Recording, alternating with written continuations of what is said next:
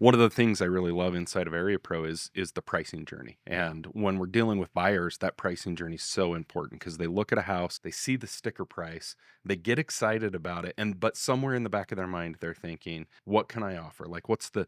the best offer that I can make? And when you go back to the data and you look at the data for that neighborhood or that area and you see the pricing journey that on average a house originally listed at whatever the price is, and then on average it's got to drop by 3 or 4% to get to a negotiation point, and then another 3 or 4% to finally close out.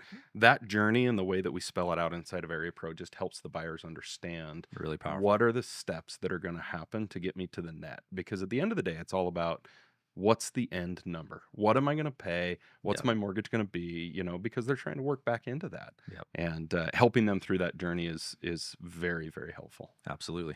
A lot of fear in buyers, and AreaPro can help alleviate that fear. For it gives agents the confidence. It allows us to be an expert to coach our clients properly. So you got to take a look at AreaPro.